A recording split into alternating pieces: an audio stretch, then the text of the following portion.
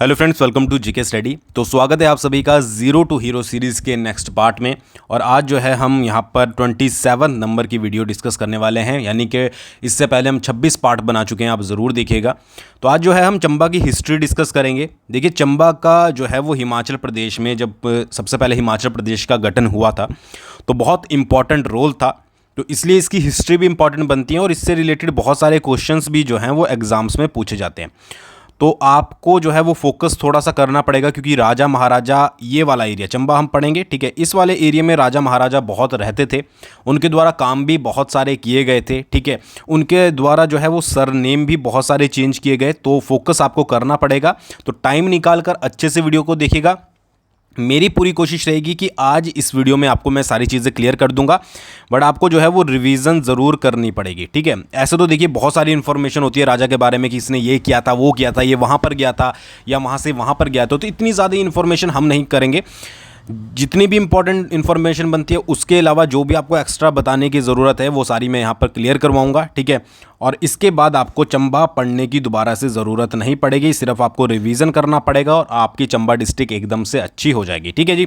बदले में क्या चाहिए? बदले में आपको करना पड़ेगा कमेंट, ठीक है। कई लोग तो देखिए वीडियो पसंद आती है, उन्हें लाइक भी नहीं करते, बट चलो ये आपकी अपनी चॉइस है, कमेंट भी आपकी अपनी चॉइस है, आप कर सकते हो, ठीक है। तो चंबा हिस्ट्री के बारे में पढ़ेंगे।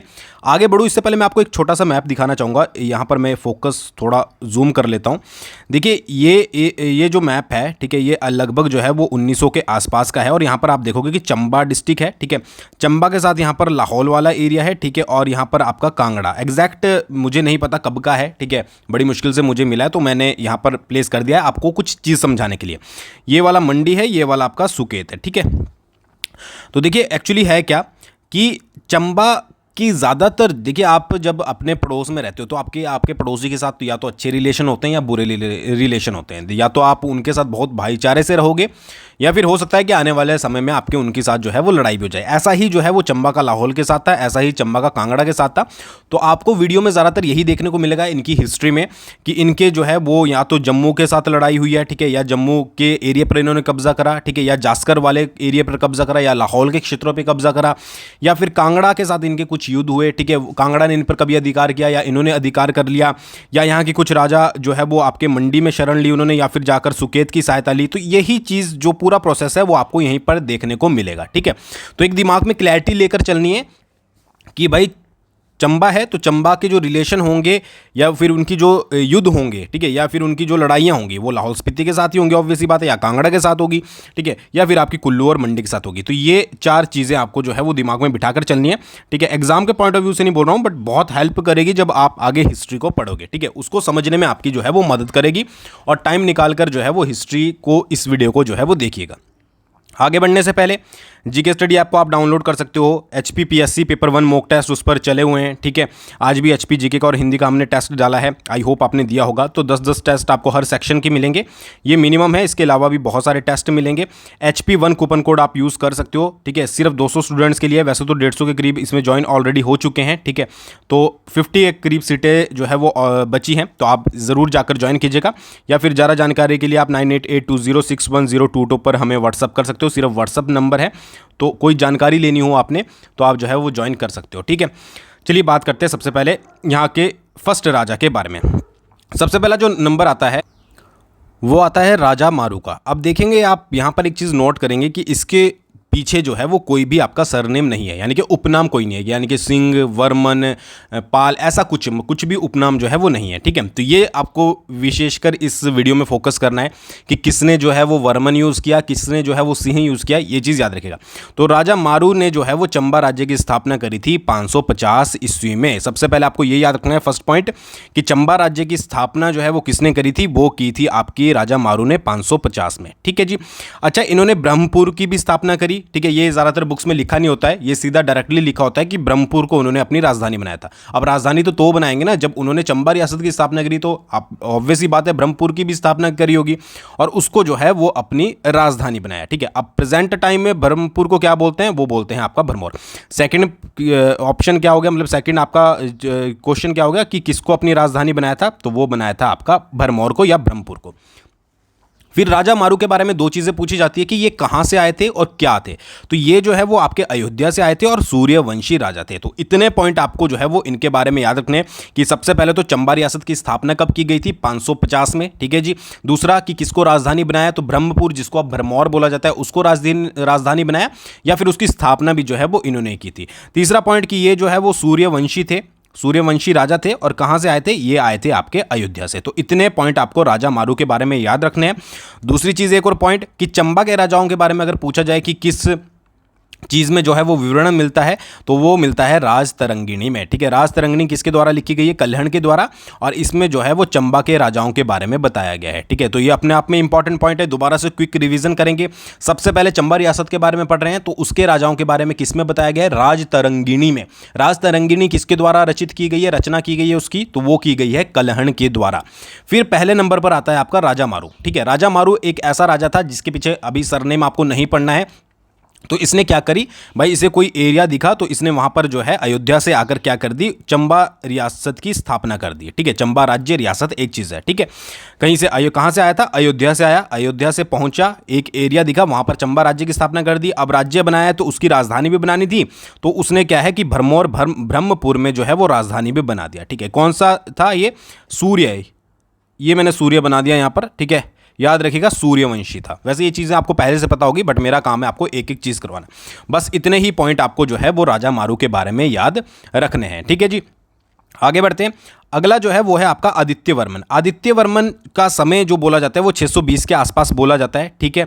620 क्यों याद रखना है, क्योंकि ये वो राजा था जिसने सबसे पहले वर्मन उपनाम का प्रयोग किया था। ऊपर आप देखोगे कि राजा सिर्फ मारू ही है। अब इसने सोचा कि भाई मेरे को आदित्य नाम जो है वो खाली अच्छा नहीं लग रहा है, कि ये क्या है कि राजा आदित्य, ठीक है, ये मुझे अच्छा नहीं लग रहा है, तो मैं एक सरनेम भी लूंगा, और इसने सरनेम चूज किया वर्मन, ठीक है जी। तो ये याद रखिएगा कि सबसे पहले वर्मन उपनाम का प्रयोग किसने किया था, तो वो था आपका आदित्य वर्मन, ठीक है। राजा आदित्य के नाम से आ सकता है, ठीक है जी। अच्छा, कुल्लू के इतिहास में भी सबसे पुराना वर्णन जो है वो आदित्य वर्णन का मिलता है, ठीक है। तो कुल्लू की हिस्ट्री में भी इसके बारे में बताया गया है। तो अगर आपके पास क्वेश्चन आ जाए कि कुल्लू के इतिहास में सबसे पुराना वर्णन जो मिलता है वो किस राजा के बारे में मिलता है, वो मिलता है आदित्य वर्मन के बारे में, ठीक है जी। और ये कब की बात है, ये आपके 620 के आसपास की बात है, जब वो आपका राजा बना था। दो राजा हमारे क्लियर हो गए दोबारा से। सबसे पहले राजा मारू, आज ही दिमाग में बैठ जाना चाहिए। राजा मारू क्या था कि भाई अयोध्या से आया, एक जगह देखी, वहां पर जो है वो स्थापित कर दिया, कौन सा, आपका चंबा राज्य। अब राज्य बना है तो राजधानी तो बनेगी, ठीक है। कभी स्टेट बनता है तो राजधानी भी तो बनती है। तो फिर भरमौर ब्रह्मपुर उसने राजधानी बना दी। कौन सा था, सूर्यवंशी राजा था, ठीक है जी। ये हो गया। कल्हण की राजतरंगिणी में चंबा के राजाओं के बारे में मिलता है। फिर उसके बाद नंबर आया आदित्य के बारे में, ठीक है। आदित्य क्या था कि भाई इसने सोचा कि भाई मेरा नाम खाली अच्छा लग नहीं रहा है, तो मैं तो भाई अपने नाम के साथ वर्मन लगाऊंगा, तो इसका नाम पड़ गया आदित्य वर्मन, ठीक है जी। और कुल्लू के इतिहास में भी, कुल्लू की हिस्ट्री जो है उसमें सबसे पुराना वर्णन जो मिलता है किसी राजा के बारे में मिलता है, वो मिलता है आदित्य वर्मन के बारे में। दो राजा आई होप आपको अच्छे से समझ आ गए होंगे। समझ नहीं आएंगे तो क्या करना है, कमेंट करना है, और वीडियो पसंद भी आए तो भी कमेंट करना है। कमेंट क्या है, मोटिवेशन है, ठीक है, याद रखिएगा। अगला राजा आता है आपका मेरू वर्मन। अच्छा, मेरू वर्मन इंपॉर्टेंट है क्योंकि इससे रिलेटेड क्वेश्चन पूछे जाते हैं। वैसे तो यहाँ पर सारा ही राजा इंपॉर्टेंट है, और जो भी इंफॉर्मेशन है वो सारी इंपॉर्टेंट है, फालतू वालतू कुछ भी मैंने ऐड नहीं किया है। तो मेरू वर्मन को जो है वो भरमौर का एक सबसे शक्तिशाली राजा माना जाता था, ठीक है। अब होता है यार, ठीक है, खानदान में कोई तो पावरफुल होता ही है, तो ये मेरू वर्मन को जो है वो सबसे शक्तिशाली राजा माना जाता था। इसने क्या किया, इसने कुल्लू के राजा दत्तेश्वर पाल को हराया था, ठीक है। हराया क्या, इसने उसको मार ही दिया था, मतलब लड़ाई में वो मारा गया था, और इसने फिर क्या करा, कुल्लू पे अधिकार कर लिया। अब पावरफुल तो आप मानोगे ही, देखिए यहां पर अगर आप देखोगे, ठीक है, तो ये आपका चंबा है और ये आपका एरिया जो है वो कुल्लू वाला है, ठीक है, मतलब कुल्लू उस समय, ठीक है। तो ये आप देखोगे कि यहाँ से इसने जो है वो कुल्लू के राजा जो था वो दत्तेश्वर पाल को हराया था, इवन वो युद्ध में मारा गया था, और इसने कुल्लू पे अधिकार कर दिया। यानी कि कुल्लू पर अधिकार, या कुल्लू जो है वो चंबा रियासत के अधीन कब आया था, वो आपका मेरू वर्मन के टाइम को आया था, ठीक है जी। अच्छा, इसके टाइम पे जो है प्रसिद्ध शिल्पी था जिसका नाम था गुग्गा। मोस्ट इंपॉर्टेंट पॉइंट है, पूछा जाता है क्योंकि मैक्सिमम मंदिरों का निर्माण जो करवाया गया था वो इसी के द्वारा करवाया गया था। अच्छा, गम नामक स्थान पर जो है वो मेरू के अभिलेख मिलते हैं, ठीक है, कि इसके द्वारा मतलब कि इसके बारे में जो है जिनमें लिखा गया था वो कहाँ पर मिलते हैं, गम नामक स्थान पर। अच्छा, वर्तमान में जो चंबा शहर है, जहाँ पर अभी आप रहते हो चंबा शहर में, वहाँ तक इसने अपने राज्य को जो है वो बढ़ा दिया था, जो वर्तमान में चंबा शहर है। सारे इंपॉर्टेंट है। कौन कौन से, कि एक तो भरमौर का सबसे शक्तिशाली राजा हुआ। भरमौर क्यों यूज़ किया जाता है, वैसे इसकी जगह चंबा भी यूज़ किया जा सकता है, चंबा रियासत, क्योंकि ज़्यादातर आपको पता ही है कि जो पहचान होती है वो आपकी कैपिटल से होती है, ठीक है। ज़्यादातर हिमाचल में लोग घूमने आते हैं तो कहाँ पे आते हैं, शिमला में आते हैं, ठीक है। 2022 का आप डेटा देखोगे कि कहाँ पर जो है वो सबसे ज़्यादा टूरिस्ट आए, तो आपको पता लगेगा कि शिमला में आए थे, ठीक है, क्योंकि आपकी कहाँ पर आते हैं, राजधानी में आते हैं, तो इसलिए भरमौर का ज़्यादातर यूज़ किया जाता है। तो भरमौर का सबसे शक्तिशाली राजा कौन था, वो था आपका चंबा, सॉरी शक्तिशाली राजा कौन था, वो था मेरुवर्मन, ठीक है। ये चंबा यहाँ पर था तो मैंने चंबा ही बोल दिया, मेरुवर्मन था, ठीक है। तो मेरुवर्मन ने क्या करा, कुल्लू के राजा दत्तेश्वर पाल को हराया, इवन वो युद्ध में मारा गया था और कुल्लू पर अधिकार कर लिया, ठीक है जी। अब कुल्लू किसके अंडर चल रहा था, वो चल रहा था आपका चंबा के अंडर, काम वहाँ पर चंबा देख रहा था। प्रसिद्ध शिल्पी गुग्गा था, गम नामक स्थान पर इसके अभिलेख भी मिले हैं, ठीक है। तो मेरुवर्मन से रिलेटेड है, गम गम कहीं पर भी आए तो मेरुवर्मन से रिलेटेड है। और वर्तमान का जो चंबा शहर था वहाँ तक इसने अपने जो है वो राज्य को बढ़ा दिया था। अच्छा, इसने कुछ मंदिर भी बनाए जो कि पूछे जाते हैं। लक्षणा देवी का मंदिर, ठीक है जी, लक्षणा देवी का मंदिर इसने बनाया था। फिर इसने जो है वो मणिमहेश का मंदिर भी बनाया था, जहाँ पर जो है वो पीतल से बनाई गई नंदी की मूर्ति भी है, उसका भी निर्माण करवाया था। और उसके बाद इसने गणेश मंदिर भी बनाया, ठीक है जी। गणेश मंदिर की इवन मूर्तियों पर जो है वो लेख भी हैं इसके। नरसिंह मंदिर इसने बनाया था। शक्ति देवी का छतराड़ी में जो है वो शक्ति देवी का मंदिर भी इसने बनवाया था, क्योंकि इसने छतराड़ी पर भी जो है वो क्षेत्र को इसका जीता था, छतराड़ी को भी इसने अपने अधीन किया था। तो ये ज़्यादातर पूछे नहीं जाते हैं कि भाई इसने कौन कौन से एरियो पे कब्जा किया था, जो इंपॉर्टेंट है वो मैं आपको बता रहा हूँ। तो ये याद रखिएगा, लक्षणा देवी मंदिर, मणिमहेश मंदिर, गणेश मंदिर, नरसिंह मंदिर और शक्ति देवी छतराड़ी में, तो ये सारे किसने बनाए थे, ये मेरुवर्मन ने बनाए थे। तो ये चीज़ जो है वो याद रखिएगा अच्छे से। और कुल्लू के राजा दत्तेश्वर पाल को इसने हराया था, इवन मारा गया था, ठीक है जी। और कुल्लू पर जो है वो ब्रह्मपुर का यानी कि भरमौर का बहुत समय तक अधिकार रहा। कब तक रहा वो भी मैं आपको बताऊंगा। तो वे मेरुवर्मन आपको क्लियर हो गया।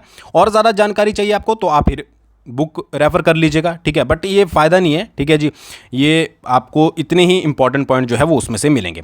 आगे बढ़ते, आगे आता है आपका अजय वर्मन। अजय वर्मन के समय की एक ही बात याद रखनी है कि इसके समय में गद्दी लोग जो है वो दिल्ली से आकर भरमौर में बसे थे। ऐसा बोला जाता है कि जो गद्दी लोग हैं, अब आपको पता है चंबा में गद्दी लोग इंपॉर्टेंट है, भरमौर में बसते हैं, तो ये किसके समय में दिल्ली से आकर बसे थे, ये आए थे आपके अजय वर्मन के समय में। तो इतना ही पॉइंट आपको इसके बारे में याद रखना है, बाकी ज़्यादा जानकारी जो है वो और ज़्यादा इससे रिलेटेड आपको इंपॉर्टेंट नहीं है, ठीक है। इससे बाद एक स्वर्ण वर्मन भी आता है, उसके समय के कुछ ज़्यादा इन्फॉर्मेशन यहाँ पर बुक्स में मिलती नहीं है, ठीक है। तो आगे हम डिस्कस करेंगे। इससे पहले परीक्षा बूस्टर पर आप जो है हमें सब्सक्राइब कर सकते हो, डिस्क्रिप्शन में लिंक है। करंट अफेयर 60 सेकंड के अंदर आपको जो है वो इंपॉर्टेंट समझ आएंगे और आपको पता है 30 मार्क्स के करंट अफेयर एग्जाम में पूछे जाएंगे, तो एक बार ज़रूर विजिट कीजिएगा। अच्छा लगे तो आप ज्वाइन कर सकते हो, मतलब फ्री ऑफ कॉस्ट है, ज्वाइन तो क्या करना, सब्सक्राइब ही करना है। आगे बढ़ते हैं, अगला आता है आपका लक्ष्मी वर्मन, ठीक है। अच्छा, लक्ष्मी वर्मन के समय क्या हुआ कि ये जो है वो थोड़े ही समय तक इसने राज किया, क्योंकि इसके समय में जो है वो हैजा की बीमारी जो है वो राज्य में फैल गई थी और बहुत सारे लोग जो है वो इसमें मारे गए थे। किसकी बीमारी फैली, क्योंकि डायरेक्ट क्वेश्चन आता है कि निम्नलिखित में से चंबा के किस राजा के समय जो है वो हैजा की बीमारी फैल गई थी, ठीक है। तो हैजा की बीमारी फैली थी लक्ष्मी वर्मन के समय, ठीक है। लक्ष्मी, लक्ष्मी का मतलब होता है पैसा। बीमारी के लिए क्या चीज़ यूज़ होती है, पैसा यूज़ होता है जब बीमारी को ट्रीट करना पड़ता है। तो ये आप एक छोटा सा मैंने आपको आइडिया दे दिया कि इस तरीके से याद रख सकते हैं। अच्छा, हैजा की बीमारी फैली, बहुत सारे लोग मरे, तो इसका कोई ना कोई तो फायदा उठाता ही। तो चंबा पर इसके समय जो है वो किरातों ने आक्रमण कर दिया। अब किरातों को लगा, किरात जो है वो तिब्बतियों को बोला जाता था, तो किरातों को लगा कि भाई अब ऐसा है कि राज्य की सिचुएशन तो ऑलरेडी जो है वो डामाडोल है, बहुत सारे लोग मर रहे हैं, क्यों ना हम भी हाथ साफ कर लें। तो किरातों ने जो है वो हमला कर दिया और राजा को मार ही दिया, ठीक है जी। अब ऑब्वियसली बात थी, छोड़ना तो था नहीं, तो मार ही दिया और राज्य पर जो है वो अपना अधिकार कर लिया। मतलब घुमा फिरा के जिसने चंबा ने कुल्लू पर अपने अधिकार किया था, उस पर लक्ष्मी वर्मन के समय में जो है वो किरातों ने अधिकार कर लिया। अब इसका फायदा किसने उठाया, इसका फायदा उठाया जरेश्वर पाल ने, ठीक है। जरेश्वर पाल ने क्या किया कि भूशहर की सहायता ली और कुल्लू को आज़ाद करवा दिया। उस कुल्लू को जिसको जो है दत्तेश्वर पाल को हराकर मेरुवर्मन ने जो है वो वहाँ पर कब्जा किया था। तो भाई कुल्लू ने सोचा कि भाई जब इनका सफाया हो ही रहा है तो क्यों ना हम अपना कुल्लू जो है वो अलग कर लें। तो जरेश्वर पाल ने जो है वो लक्ष्मी वर्मन के समय क्या किया था, कुल्लू को आज़ाद करवा लिया था। और कुल्लू पर और जो चंबा था उस पर किसका अधिकार हो गया, उस पर अधिकार हो गया आपका किरातों का, ठीक है जी। अच्छा, लक्ष्मी वर्मन की एक रानी थी, ठीक है, जो कि वहाँ से भाग गई थी और उसने जो है वो भागकर जान बचाई, ठीक है। मतलब वहाँ से निकल गई थी, उस समय वो गर्भवती भी थी और उसने क्या किया, उसने सुकेत में जाकर जो है वो शरण ली, ठीक है जी। वहाँ से भाग गई थी लक्ष्मी की जो लक्ष्मी वर्मन की रानी थी और सुकेत में जाकर रहने। अच्छा, इसके पीछे भी एक स्टोरी है। जब लक्ष्मी वर्मन की रानी भाग रही थी, ठीक है, तो उसके साथ कुछ सैनिक भी थे और राज्य के अधिकारी भी थे। तो उस समय रानी जो थी वो गर्भवती थी। अब जब वो जा रहे थे तो रानी ने थोड़ी देर के लिए रोका, ठीक है, उन्हें, और अपने आप जो है वो जंगल की साइड चल गई। तो रानी को वहाँ पर एक गुफा मिली।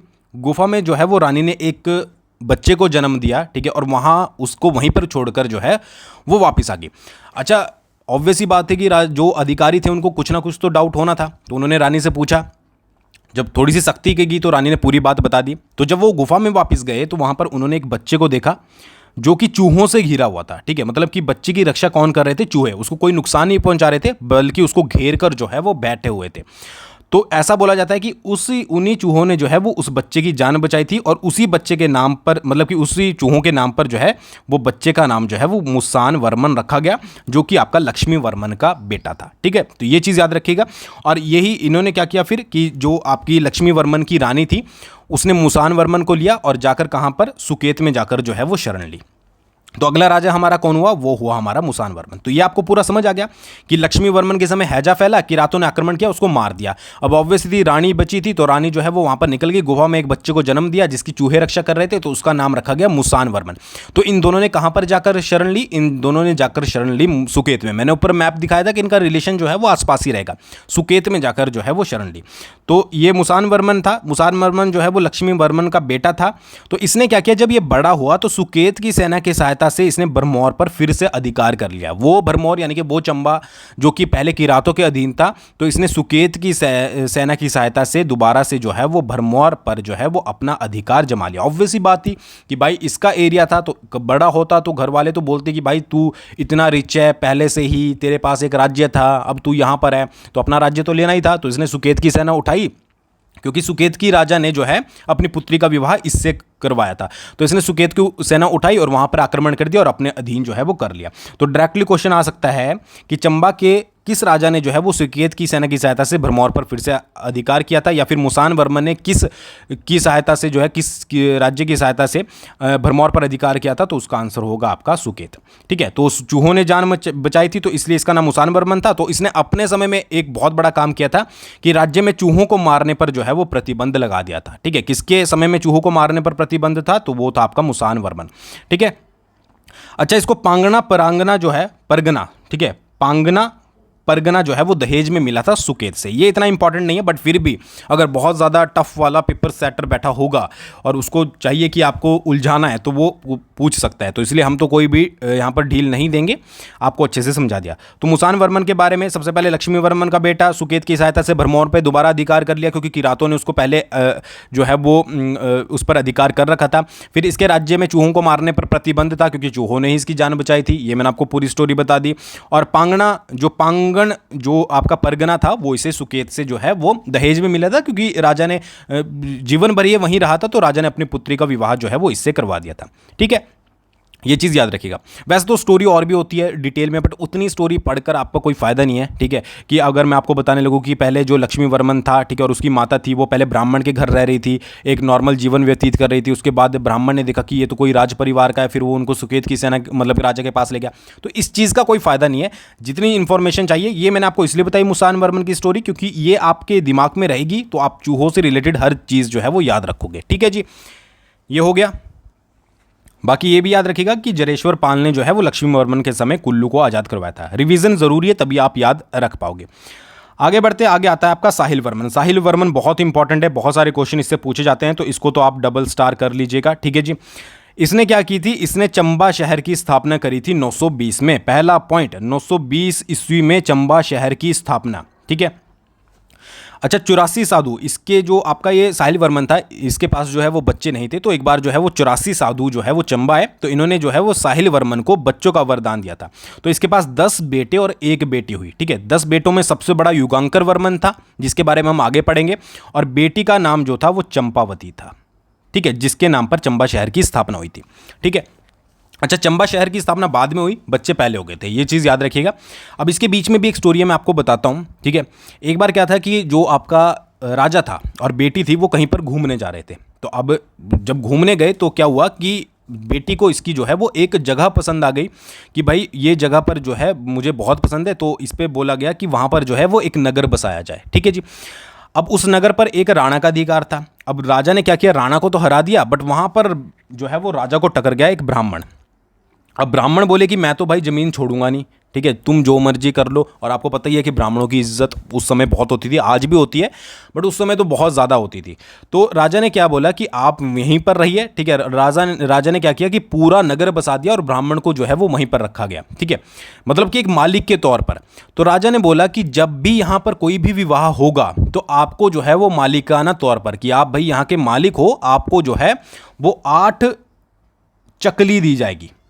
अब चकली क्या है, चकली है यहाँ पर चंबा की मुद्रा, ठीक है। साहिल वर्मन ने अपने समय में तांबे की मुद्रा चलाई थी जिसको चकली बोला जाता था।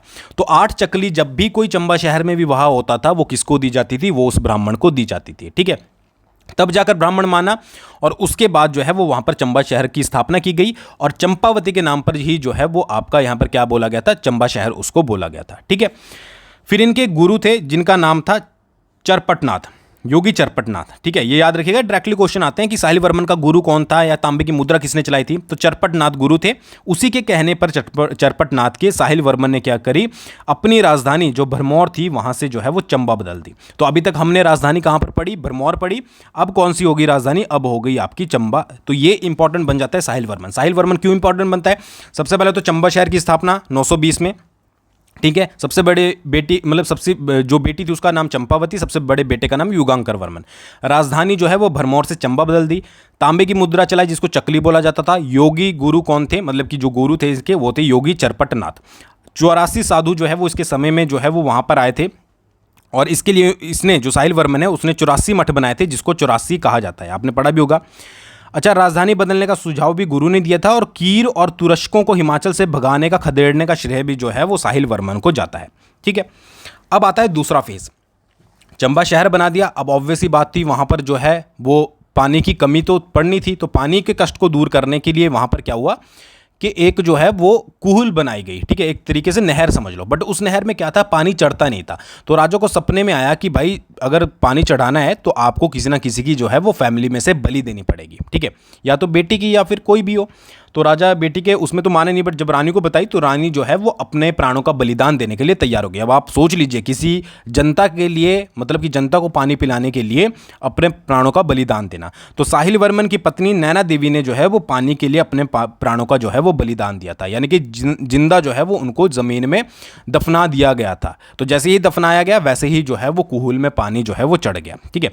तो इसलिए उनकी याद में जो है वो प्रतिवर्ष सूही मेला लगाया जाता है और ये सिर्फ जो है वो बच्चों और महिलाओं के लिए होता है। तो सूही मेले की बहुत इंपॉर्टेंस है अगर आप इसकी हिस्ट्री जानते हो, ठीक है।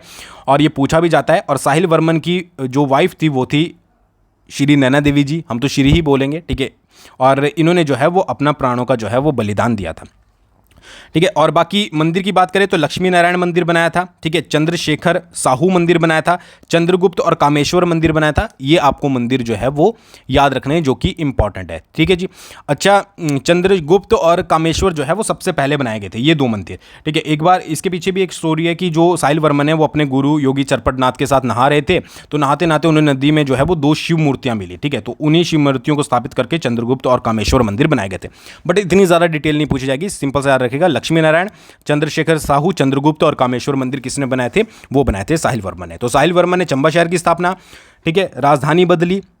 उसके बाद उनकी पत्नी ने भी, रानी नैना देवी ने भी जो है वो प्राणों का बलिदान दिया पाने के लिए, तांबे की मुद्रा चलाई चकली, और गुरु जो थे वो योगी चरपटनाथ थे। तो इतने पॉइंट आपको इनके बारे में याद रखने हैं, ठीक है। अच्छा, बाद में जो है वो चंपावती के नाम से टेम्पल भी बनाया गया था, ठीक है जी। और उस समय जो है, जो उसके बाद मतलब कि साहिल वर्मन के शासन के बाद जो चंपावती देवी है वो चंबा के राजाओं की कुल देवी मानी जाती थी, ठीक है। तो ये भी आपको पॉइंट याद रखना है। आगे बढ़ते हैं। आगे जो है वो थोड़े थोड़े इंपॉर्टेंट पॉइंट है। बात करें युगांकर वर्मन की, तो इसकी जो पत्नी थी वो त्रिभुवन रेखा थी, जिन्होंने भरमौर में नरसिंह का मंदिर बनाया था। तो अगर आपसे पूछ लिया जाए कि भरमौर में नरसिंह का मंदिर किसने बनाया था, तो युगांकर वर्मन की पत्नी त्रिभुवन रेखा। और गौरी शंकर का मंदिर चंबा में किसने बनाया था, वो बनाया था युगांकर वर्मन ने। ये हो गया, इतने ही पॉइंट याद रखने। फिर सलवाहन वर्मन आता है। तो इसके समय कश्मीर के शासक अनंत देव ने भरमौर पर जो है वो आक्रमण किया था, ठीक है। मैप अगर आपने ऊपर देखा होगा तो कश्मीर का शासक जो था वो कौन था, अनंत देव। उसने भरमौर पर आक्रमण आक्रमण किया था, किसके समय में? सलवाहन वर्मन के समय में। ये हो गया। जसाटा वर्मन, तो इसके शिलालेख जो है वो चुराह और लोह टिकरी में मिले हैं, ठीक है जी, और जो कि 1114 के समय में, और ये 1105 में राजा बना था, ठीक है। ये चीज़ याद रखिएगा, कहाँ पर मिले हैं? जसाटा वर्मन के चुराह और लोह टिकरी में, क्योंकि क्वेश्चन किस तरीके से आएगा कि भाई चुराह और लोह टिकरी में चंबा रियासत के किस राजा के अभिलेख मिले हैं, तो आप ऑप्शन लगाओगे जसाटा वर्मन, ठीक है। और इसका जसाटा वर्मन का उल्लेख जो है वो राज तरंगिणी में भी मिलता है, जिसके बारे में मैंने आपको स्टार्टिंग में बताया था कि चंबा के सभी राजाओं के बारे में बताया गया है, ठीक है जी। अच्छा, इसने कश्मीर के राजा हर्ष की जो है वो मदद करी थी, एक सुशाला जो राजा था लाहार वंश का, उसके विरुद्ध। तो ये इतना इंपॉर्टेंट नहीं है, बट फिर भी पूछा जा सकता है। बट एक थोड़ा सा आइडिया आप रखिएगा कि कश्मीर के राजा हर्ष की किसने मदद करी थी, वो करी थी जसाटा वर्मन ने। तो युगांकर वर्मन, सलवाहन वर्मन और जसाटा वर्मन के बारे में इतने ज़्यादा इंपॉर्टेंट पॉइंट नहीं है, तो आपको यही याद रखने हैं। आगे बढ़ते हैं। अगला आता है ललित वर्मन। अच्छा, ललित वर्मन के समय के 2 पत्थर लेख मिले हैं। पत्थर लेख का मतलब कि पत्थर है, उस पर लिखा हुआ है उसके बारे में, ठीक है। कहाँ कहाँ पर? कोठी देवरी कोठी में और सेंचू नाला पांगी में। तो याद रखिएगा ललित वर्मन के कहाँ पर मिले हैं? देवरी कोठी और आपका सेंचू नाला। ये इंपॉर्टेंट है, ये क्वेश्चन भी पूछा गया है। बाकी हम एमसीक्यूज वाली वीडियोस कल लेकर आएंगे, तो आप उसमें बहुत सारे क्वेश्चन जो हैं वो प्रीवियस ईयर के देखेंगे, ठीक है जी।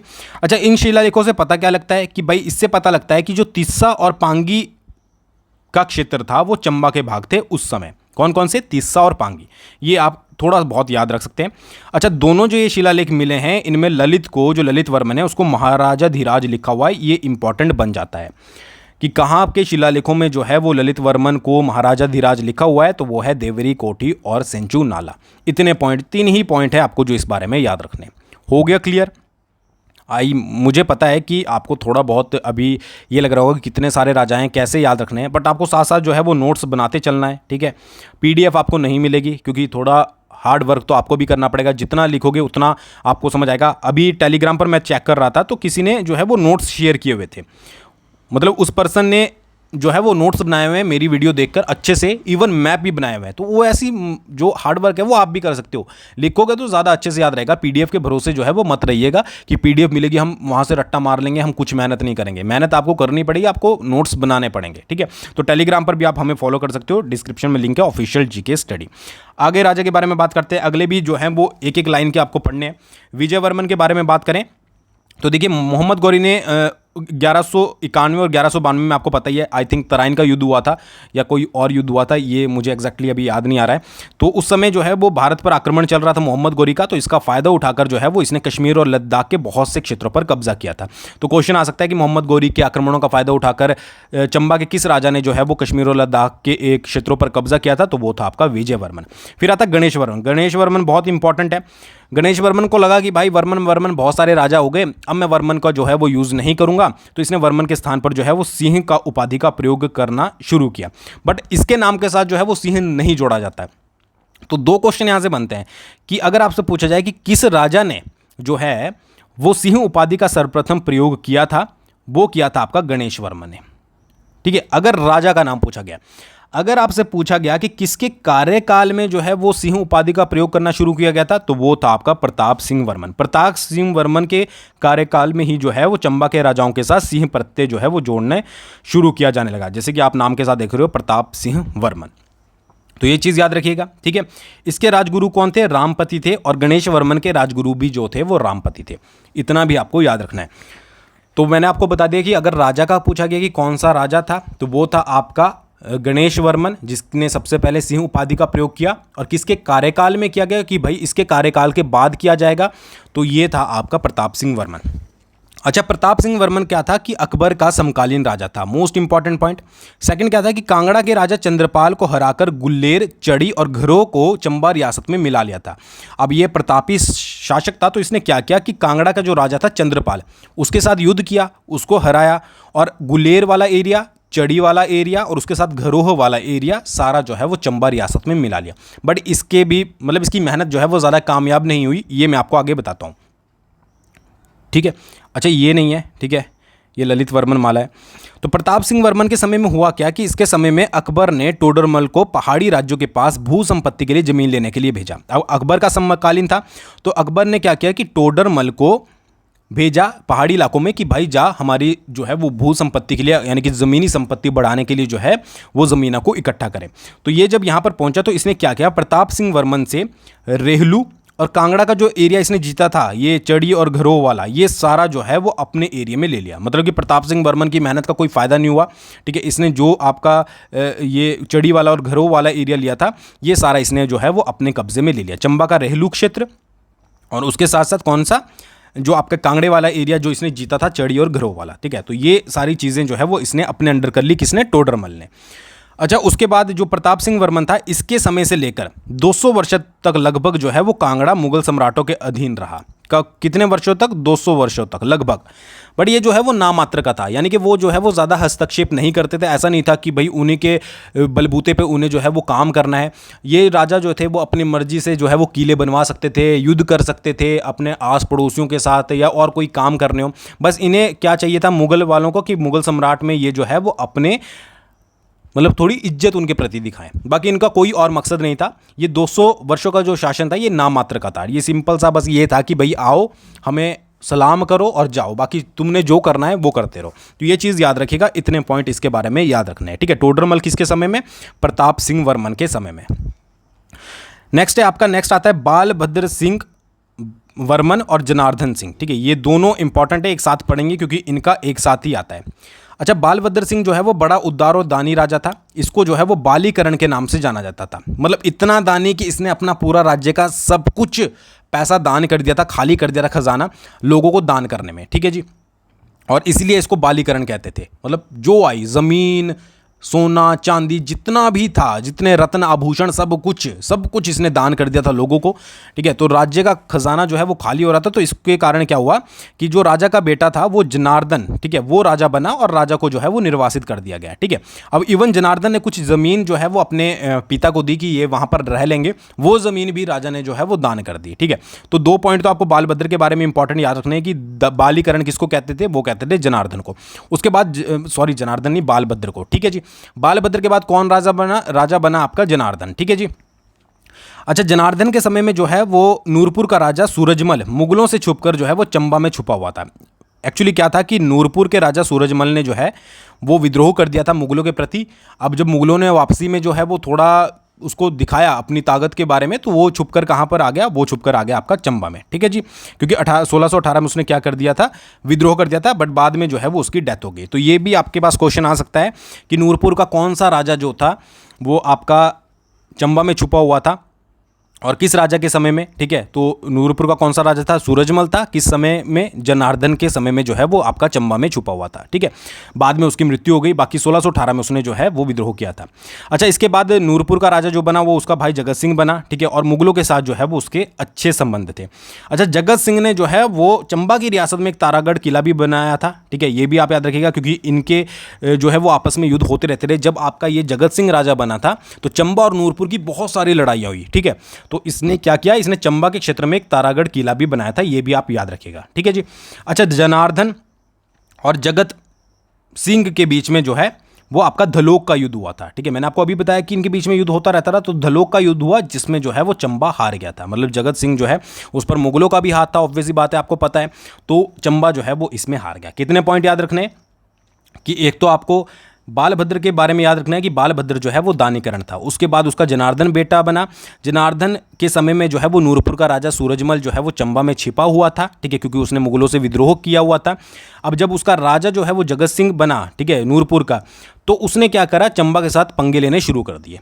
अब उसने चंबा के साथ पंगे लिए तो जगत सिंह ने, धलोक का युद्ध हुआ जगत सिंह और जनार्दन के बीच में। फिर उसने चंबा में एक जो है वो तारागढ़ का किला भी बनाया। अब इन सब का रीज़न क्या था कि मुगल सम्राट जो जहांगीर था उसके नूरपुर के राजा जो था जगत सिंह पर एक अच्छी कृपा दृष्टि थी, यानी कि उसके अच्छे रिलेशन थे। तो अब अगर आपको पता ही है कि आपके 10-15 लोग, मतलब कि मुगल सेना आपको पता है कितनी बड़ी थी, तो उनके साथ अगर अच्छे संबंध है, ऑब्वियस ही था उसका थोड़ा सा जो है वो ज़्यादा मतलब कि उसकी घमंड समझ लीजिए आप ज़्यादा था, तो लड़ाइयाँ वो करता रहता था, ठीक है जी। फिर क्या हुआ कि नूरपुर के राजा जगत सिंह ने 1623 में चंबा पर फिर हमला किया और जनार्दन को जो है वो धोखे से मार दिया। अब ये यहाँ पर चुप नहीं बैठा, इसने क्या किया, 1623 में दोबारा से हमला किया और इस बार क्या किया कि जनार्दन को धोखे से मरवा ही दिया। कई जगह पर धोखे से लिखा होता है, कहीं पर लिखा होता है कि लड़ाई करके मरा था। अच्छा, उस समय जनार्दन की पत्नी जो थी वो गर्भवती थी। अच्छा, जगत सिंह का ये आदेश था कि अगर तो बेटा हुआ तो उसको वहीं पर टपका देना, अगर हुआ बेटी, ठीक है, तो उसको क्या करेंगे, उसका विवाह जो है वो नूरपुर राजघराने में करेंगे। यानी कि लड़कियों के लिए कोई पार्शलिटी नहीं थी, उसका विवाह नूरपुर घराने में किया जाएगा। बट अगर बेटा हुआ तो ऑब्वियस सी बात है कल को इशू क्रिएट करेगा, तो उसको जो है वो वहीं पर टपका देना। ये जगत सिंह का आदेश था, क्योंकि जो जनार्दन की पत्नी थी वो गर्भवती थी। अच्छा, फिर हुआ क्या कि रानी के पास जो है वो लड़का हुआ। अच्छा, लड़का हुआ, इससे पहले उसकी एक दाई थी जिसका नाम था बाटलू। मैंने आपको प्रीवियस वीडियो में बताया भी था, जो ज्योग्राफी वाली थी, कि बाटलू ने बहुत सारे मंदिर भी बनाए थे, तो उसका नाम था बाटलू। तो उसने क्या था, जो राजा का बेटा हुआ उसका नाम रखा गया पृथ्वी सिंह। वो पृथ्वी सिंह को लेकर भाग गई छुप छुपाकर जगत सिंह की नज़रों से, और कहाँ पर पहुंची, वो पहुंची आपकी मंडी में जाकर डायरेक्ट, ठीक है। उस समय मंडी का राजा कौन था, हरिसेन था। तो उसने जो है वो वहाँ पर मंडी में जाकर शरण ली, और जो चंबा था उस पर किसका अधिकार हो गया, उस पर अधिकार हो गया आपका जगत सिंह का, जो कि नूरपुर का शासक था। तो ये थी आपकी पूरी स्टोरी किसके बारे में, ये बालभद्र और जनार्दन के बारे में। दोबारा से एक और बार रिपीट करेंगे, चाहे आपका टाइम थोड़ा सा लगे, क्योंकि ये आपको बिठानी है मुझे आपके दिमाग में। बालभद्र क्या था, दोबारा मेरे साथ रिपीट कीजिए। बालभद्र क्या था, बालभद्र दानी और कर, मतलब दानीकरण, उसको बालीकरण बोला जाता था, दानीकरण भी आप बोल सकते हो। बहुत सारा दान करता था, तो इसके कारण उसका बेटा जनार्दन जो है वो गद्दी पर बैठा। अब जनार्दन के समय जो था वो नूरपुर का राजा सूरजमल जो है वो वहाँ पर छुपा हुआ था। रीज़न क्या था कि मुगलों के खिलाफ उसने विद्रोह किया था, पर बाद में वो मारा गया। फिर राजा बना जगत सिंह नूरपुर का। अब उसको खुंदक तो थोड़ी बहुत थी, तो उसने हमले करने शुरू कर दिए, ठीक है। हमले करे, उसमें सबसे फेमस है धलोक का युद्ध, जिसमें चंबा हारा था, ठीक है। और उसके बाद क्या करा, उसने चंबा के एरिया में एक तारागढ़ किले का निर्माण भी करवाया था। अब इतना पावरफुल वो क्यों बन रहा था जगत सिंह, क्योंकि उसके साथ जो मतलब कि मुगल सम्राट था जहांगीर, उसके साथ उसके अच्छे संबंध थे।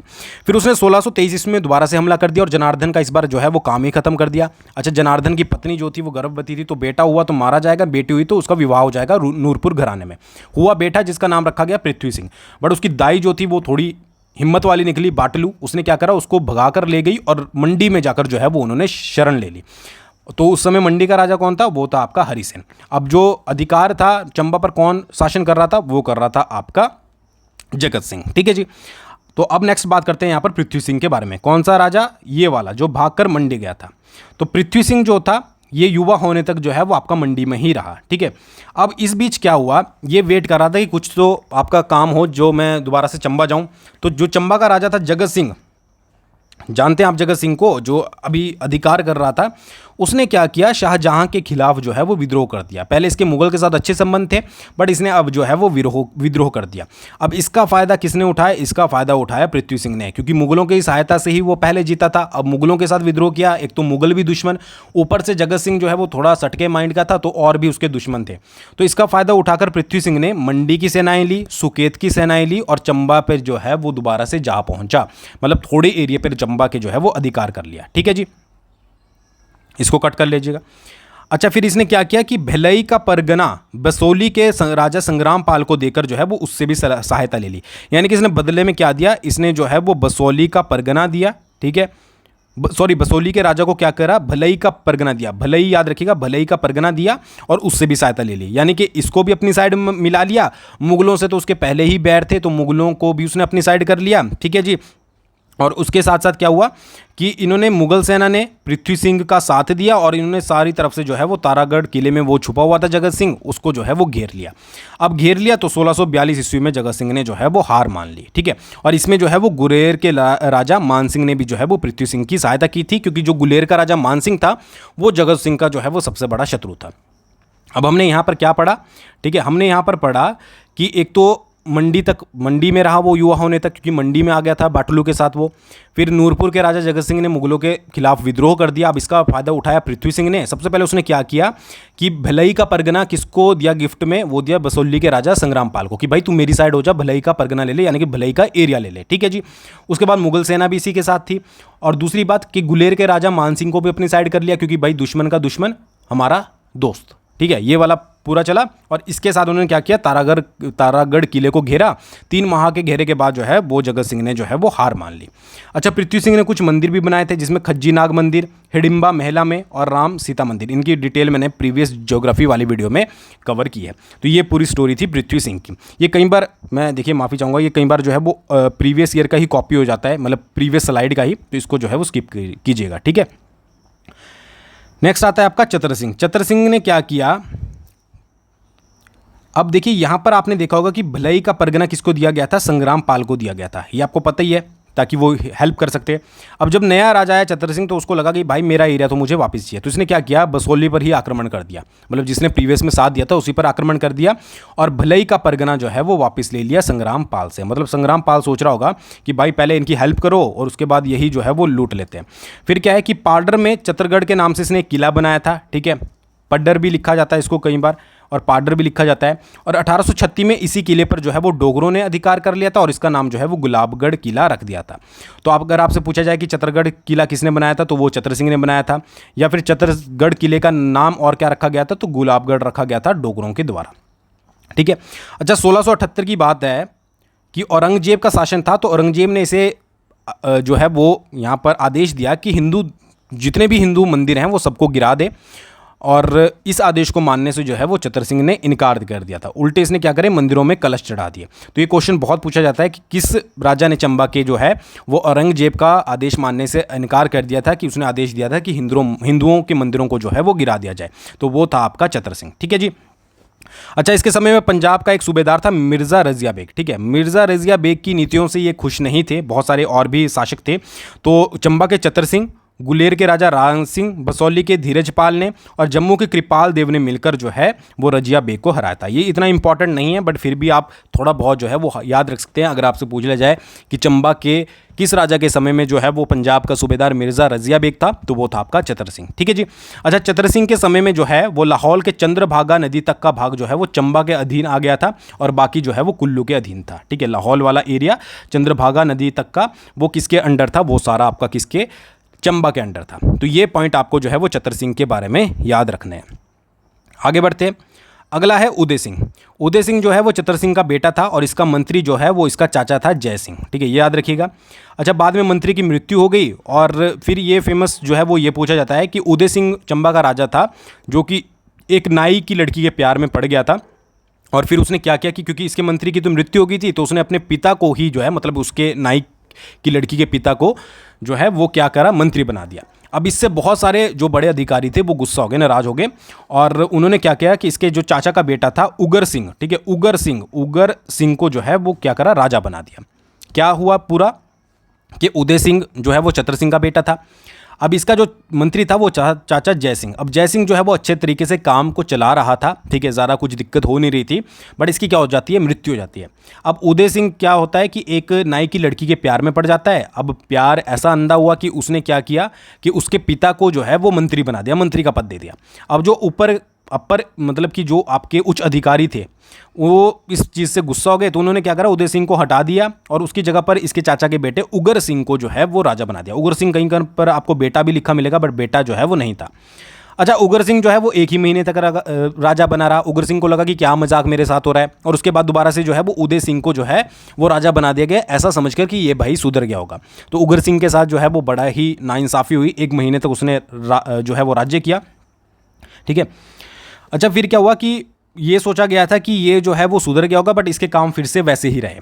तो बड़े अधिकारियों ने फिर से इसको मारने का प्लान बनाया, और इसका भाई था एक लक्ष्मण सिंह, उसको भी अपने साथ जो है वो मिलाना चाहा, ठीक है, कि भाई लक्ष्मण सिंह के थ्रू जो है वो इसको मरवाएंगे और बाद में लक्ष्मण सिंह को राजा बना देंगे, ऐसा जो है वो लालच दिया गया।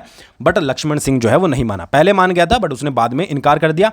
तो घुमा फिरा के बात वो आई कि बाद में लास्ट में at the last Lakshman Singh भी और उदय सिंह भी दोनों ही जो है वो मारे गए उच्च अधिकारियों के द्वारा, ठीक है, क्योंकि उदय सिंह के काम अच्छे नहीं थे और लक्ष्मण सिंह को इनके टॉप सीक्रेट्स पता लग गए थे। तो ये सारा खेल जो है वो यहाँ पर हुआ था उदय सिंह के टाइम में, ठीक है, क्योंकि और ज़्यादातर क्वेश्चन कौन सा आता है, ज़्यादातर क्वेश्चन आता है आपका उदय सिंह ने एक नाई की बेटी के प्रेम में पड़कर उसके बाप को क्या कर दिया था, मंत्री बना दिया था, ठीक है जी। फिर बात आती है कि बाद में उगर सिंह जो था, ये आपका उगर सिंह, ठीक है, ये जम्मू के राजा ध्रुवदेव की सहायता से चंबा की गद्दी पर फिर से बैठ गया। अब यार 1 महीने तक इसने शासन किया था, वैसी ज़िंदगी जी थी राजा वाली, तो अब इसको लग गया कि भाई मैं तो राजा बनूंगा। फिर इसको खबर आई कि भाई ये लक्ष्मण सिंह और उदय सिंह तो ऑलरेडी टपक चुके हैं, तो भाई मैं किसी की सहायता लेकर जो है वो दोबारा से जाता हूं। तो इसने जम्मू के राजा ध्रुवदेव की सहायता ली और दोबारा से गद्दी पर बैठ गया। अच्छा, जिस स्थान पर उदय सिंह की मृत्यु हुई थी उस पर इसने एक मंदिर भी बनाया, क्योंकि ऐसा बोला जाता है कि इसके सपने में उदय सिंह की आत्मा जो है वो आती थी सपने में, बार बार इसको तंग करती थी, तो इसने मंदिर बना दिया। अच्छा, पहले तो उसका शासन अच्छा चला जो आपका उगर सिंह था, बट बाद में लोगों ने इसके कार्य प्रणाली से जो है वो नाराज हो गए और ये राज्य छोड़कर जो है वो कांगड़ा में चला गया और वहीं पर इसने जो है वो शरण ली। तो उग्र सिंह मतलब वही बात थी, 1 महीने तक शासन किया, दोबारा बना भी, बट इतना ज़्यादा जो है वो अच्छे से राज्य को चला नहीं पाया। तो ये पॉइंट आपको इसके बारे में जो है वो याद रखने, आई होप आप याद रख पाओगे। रिवीजन ज़रूरी है क्योंकि राजा बहुत है, एक साथ याद नहीं रख पाओगे, तो रिवीजन अच्छे से करते रहिएगा, एक एक राजा को पढ़ते रहिएगा तो आपको अच्छे से याद हो जाएंगे।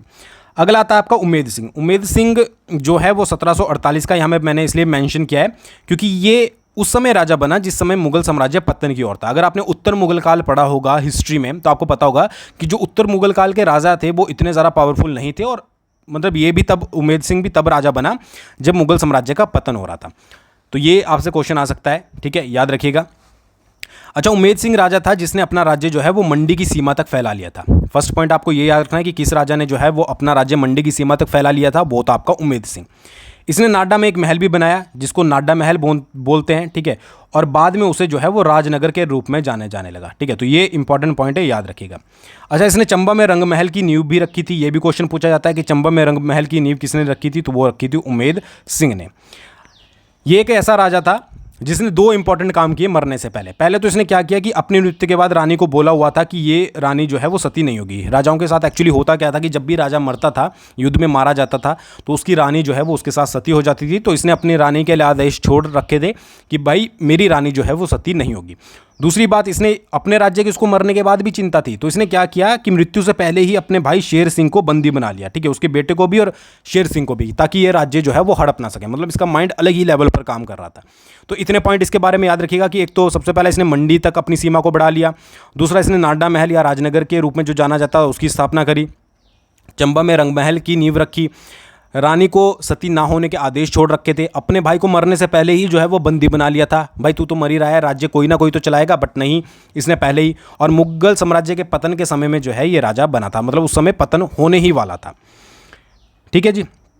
फिर बारी आती है राज सिंह की। अब मैंने यहाँ पर स्लाइडें इसलिए चेंज कर ली क्योंकि इतने सारी इन्फॉर्मेशन जो है वो इस फॉर्मेट में नहीं आ रही थी एरो वाले में, तो मैंने थोड़ा सा यहाँ पर जो है वो डायग्रामेटिकली चेंज कर लिया है। फिर अगला आता है आपका राज सिंह। राज सिंह जो है वो 9 वर्ष की आयु में जो है वो 9 वर्ष की आयु में राजा बना था। अब जब भी कोई छोटा राजा बनता था तो उसकी हेल्प के लिए कोई ना कोई जो है वो रखा जाता था। तो राज सिंह 9 वर्ष की आयु में राजा बना, तो इसका फ़ायदा किसने उठाया? इसका फ़ायदा उठाया कांगड़ा के राजा घमंड चंद ने। भाई छोटा राजा है तो कुछ एरिया जो है वो उससे ले लूँ। तो कांगड़ा के राजा घमंड चंद ने इसका फ़ायदा उठाकर चंबा के पठियार पर जो है वो अधिकार कर लिया, ठीक है। किसने? कांगड़ा का राजा कौन था? घमंड चंद। घमंड चंद ने क्या किया? पठियार पर चंबा के अधिकार कर लिया कि ये बच्चा तो क्या ही लड़ेगा, तो मैं अधिकार कर लेता हूँ। बट जो राज सिंह की माता थी उसका पिता जम्मू का राजा था जिसका नाम था रणजीत देव। तो इसकी माता ने क्या किया कि रणजीत देव से जो है वो सहायता मांगी कि भाई जो घमंड चंद है हमारा एरिया लेके चला गया है, कुछ तो सहायता करो। तो जो रणजीत सिंह था उसने क्या किया, अपने बेटे राय देव को, ब्रज राय देव जिसका नाम था, उसको भेजा और पठियार जो है वो चंबा में वापस मिलाया, यानी कि युद्ध वगैरह हुआ और वापस मिलाया गया। क्या पढ़ा हमने अभी तक? राज सिंह था, 9 वर्ष का था, छोटा था। तो कांगड़ा के राजा घमंड चंद ने सोचा कि भाई कुछ तो इनसे जो है वो ले लूँ, अभी छोटा है बाद में बड़ा हो जाएगा। तो क्या करा उसने? चंबा का पठियार एरिया ले लिया। बट उसको पता नहीं था कि इनके रिलेशन और जगह भी हैं। तो इसकी जो माता थी राज सिंह की, उनके जो पिता थे जम्मू के राजा रणजीत देव, उन्होंने फिर क्या करी? सहायता करी, अपने बेटे ब्रजराय देव को भेजा और वापस पठियार जो है वो वापस ले लिया। अच्छा, अब रणजीत देव के मन में भी थोड़ा हो गया कि भाई बच्चा अभी छोटा है, तो ऐसा करता हूँ कि चंबा को जम्मू में ही मिला लेता हूँ। तो इस काम के लिए उन्होंने क्या किया कि एक अधिकारी जो है वो चंबा राज्य में नियुक्त कर दिया, जो कि हर एक गतिविधि की जानकारी देता था, और इस अधिकारी का नाम था अकलू, ठीक है। अब जब राज सिंह बड़ा हुआ तो उसे लगा कि भाई ये तो हमारे एरिया पे कब्जा कर लेंगे, तो उसने अकलू को ही जो है वो बंदी बना दिया, ठीक है, बाद में कि भाई तू ही आजा, पहले तेरे को ही कब्जा कर लेता हूँ।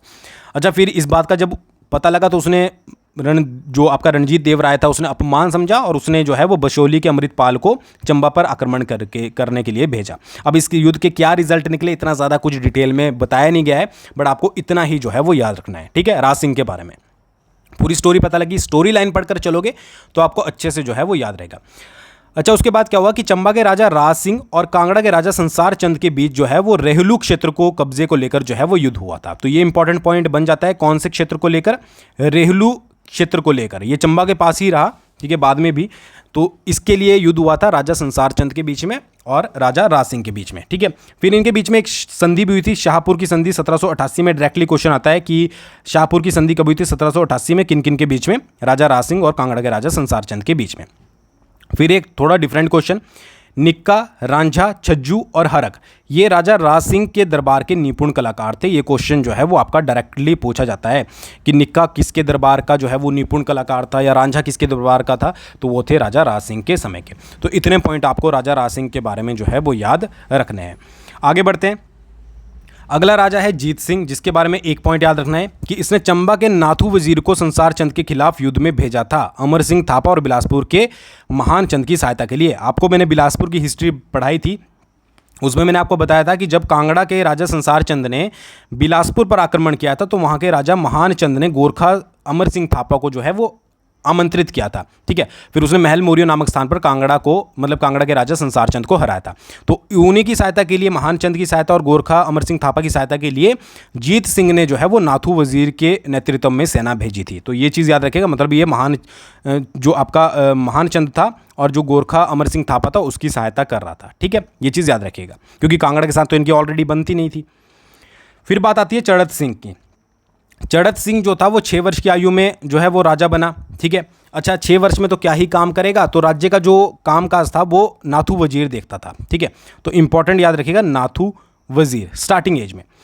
फिर ये देखिए, ये जो आपकी स्टोरी लाइन है, ये एरो आपको दिख रहे होंगे, ये इधर चल रहा है, फिर ये स्टोरी लाइन नीचे की तरफ है, फिर यहाँ से इधर है, फिर नीचे की तरफ है, फिर इधर है। तो इस तरीके से इसको पढ़ना है। नाथू वजीर राज्य का सारा काम देखता था। ठीक है, अच्छा जो राजा की चड़त सिंह की माता थी शारदा, उन्होंने 1825 में राधा कृष्ण मंदिर का जो है वो स्थापना करी थी। ये भी आप याद रख सकते हो। अच्छा इसके समय में ही, कौन से, चड़त सिंह के समय में ही जो है वो जासकर चंबा का भाग बना था एक अधिकारी रत्नु के द्वारा। मतलब रत्नु एक अधिकारी था, उसके प्रयासों के द्वारा जो है वो जासकर क्या था, चंबा का भाग बना था। अभी मैंने स्टार्टिंग में मैप में दिखाया था, ऊपर की तरफ जो है वो जासकर था। तो किसके समय में, चड़त सिंह के समय में। अच्छा नाथूराम की मृत्यु जब होगी वजीर की, तो वजीर भागा को जो है वो नया वजीर बनाया गया। तो नया वजीर कौन बना, वो बना भागा। ये दोनों वजीर इंपॉर्टेंट है, याद रखिएगा। सबसे इंपॉर्टेंट चीज़, विघ्ने और किनंगम ने जो है वो चंबा की यात्रा करी थी चड़त सिंह के समय में 1839 में, और विघ्ने जो है वो चंबा आने वाला पहला यूरोपीय यात्री था। ये आपको याद रखना है। ठीक है, किसने, विघ्ने और किनंगम ने कब यात्रा करी, वो करी आपके 1839 में चड़त सिंह के समय में, और विघ्ने जो है वो चंबा आने वाला पहला यूरोपीय यात्री था। ठीक है जी। अच्छा चंबा में अंतिम बार सती प्रथा का पालन जो है वो चड़त सिंह के दौरान जो है वो किया गया था। 1884 के आसपास इसकी मृत्यु हुई थी उस समय। मतलब इसके बाद जो है वो कोई भी रानी सती नहीं हुई, अंतिम बार जो है वो यहीं पर जो है वो किया गया था। बाकी इससे पहले राजा ने क्या किया था, उसने, जिसके बारे में हमने पढ़ा था कि उसने बोला था कि भाई मेरे साथ जो है वो कोई भी रानी जो है वो सती नहीं होगी। ठीक है, ये हो गया क्लियर।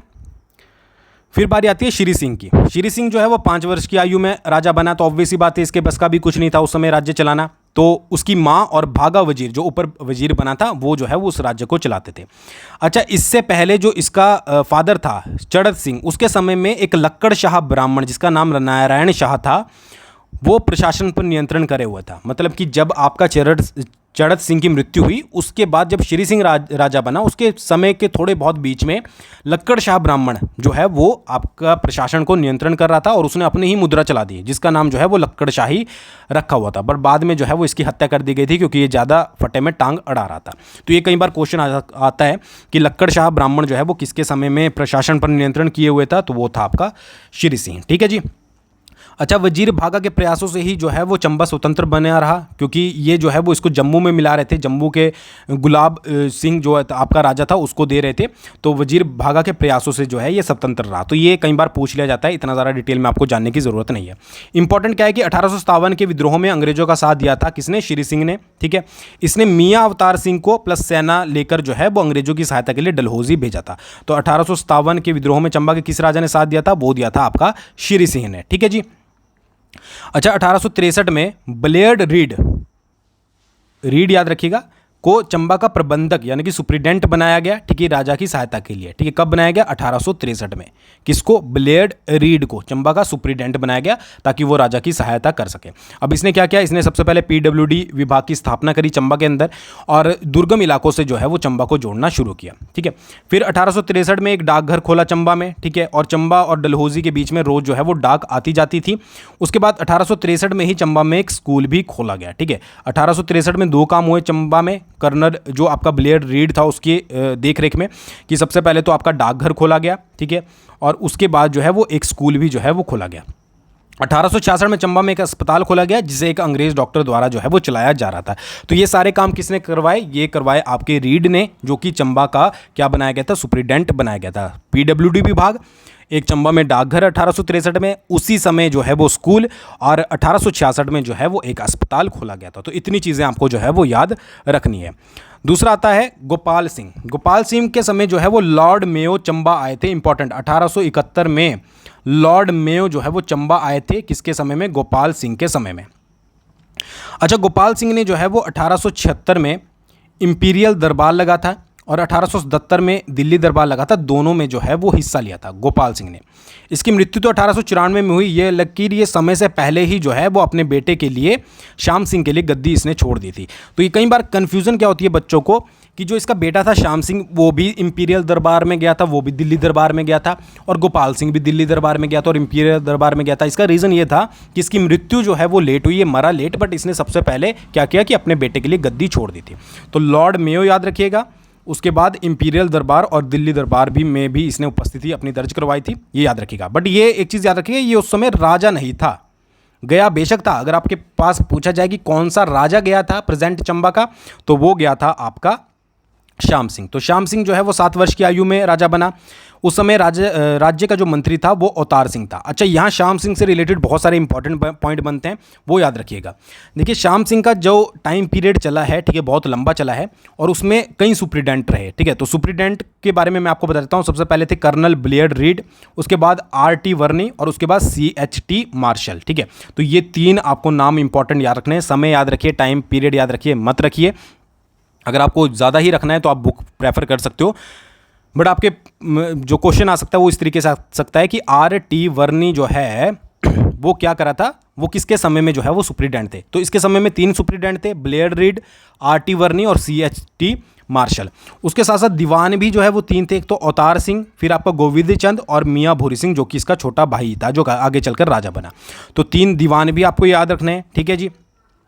अच्छा, 1876 में कर्नल रीड, ठीक है, जो ये ब्लेयर्ड रीड थे, इन्होंने पहली बार चंबा में लैंड रेवेन्यू सेटलमेंट करवाया था। मोस्ट इंपॉर्टेंट क्वेश्चन किस तरीके से बनेगा कि चंबा में सबसे पहले जो है वो लैंड रेवेन्यू सेटलमेंट कब करवाया गया था? तो 1876 में। किसके टाइम पीरियड में? श्याम सिंह के टाइम पीरियड में। किसके द्वारा? कर्नल ब्लेयर्ड रीड के द्वारा, जो कि सुप्रीडेंट था।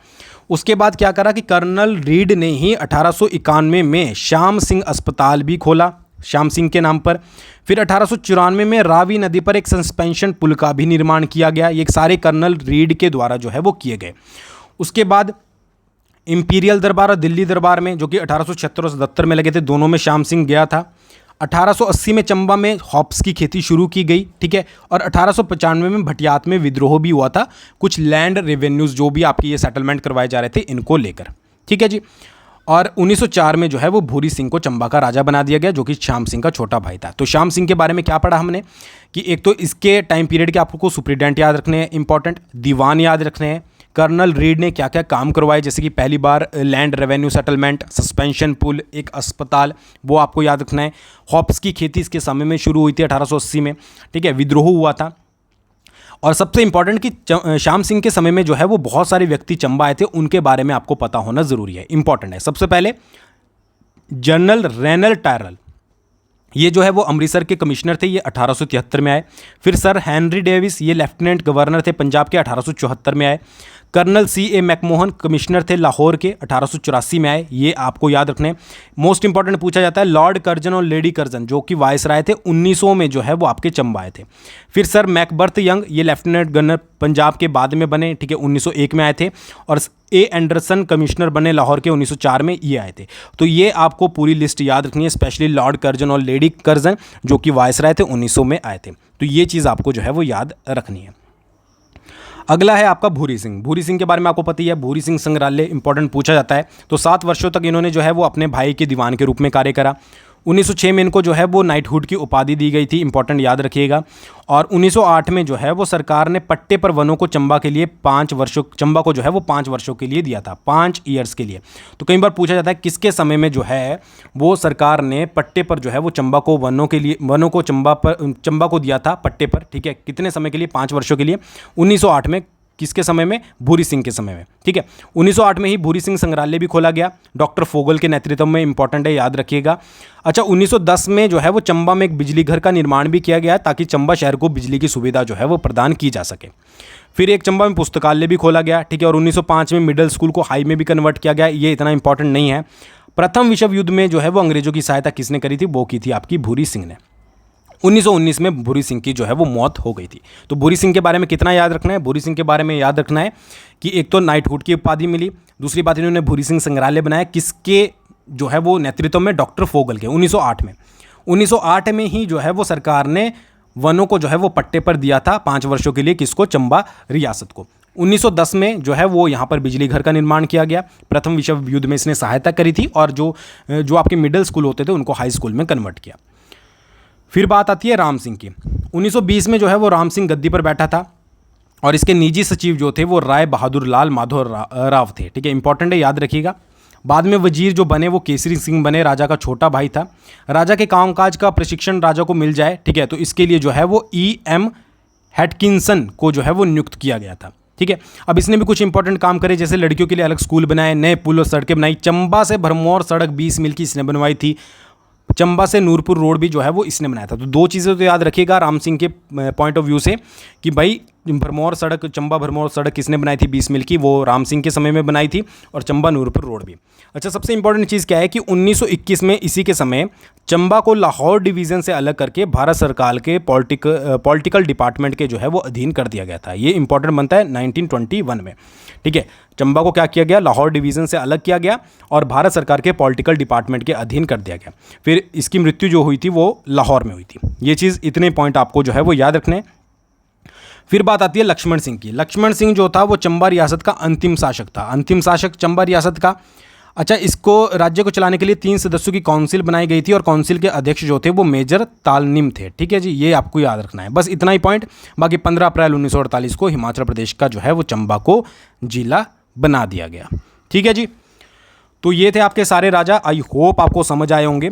आज जो वीडियो हो गई वो 1 घंटे से ऊपर की हो गई, और क्योंकि राजा ज़्यादा थे और ऐसा भी नहीं कर सकते थे कि सारे इंपॉर्टेंट पॉइंट जो है वो कुछ कुछ मिस कर दें। सारे इंपॉर्टेंट पॉइंट यहाँ पर मैंने आपको शेयर किए हैं और आई होप आपको पसंद भी आई होगी। बाकी कमेंट, 1 घंटे की मेहनत का कमेंट आपका, अब आपकी बारी है कमेंट करने की। वीडियो को लाइक भी कीजिएगा, और जिनको नहीं पता है ये सीरीज़ चली हुई है फ्री ऑफ कॉस्ट, उन तक ये सीरीज़ पहुँचाए। आप व्हाट्सअप चलाते हो, बहुत सोशल मीडिया यूज़ करते हो, वहाँ पर शेयर कीजिए, और साथ साथ हमारे टेस्ट को भी आप ज्वाइन कर सकते हो। परीक्षा बूस्टर को सब्सक्राइब करना ना भूलें, और टेलीग्राम पर हमसे जुड़ेगा। बाकी ज़रूर बताइएगा वीडियो कैसी लगी। Thanks for watching. बहुत जल्दी मिलेंगे नेक्स्ट वीडियो के साथ।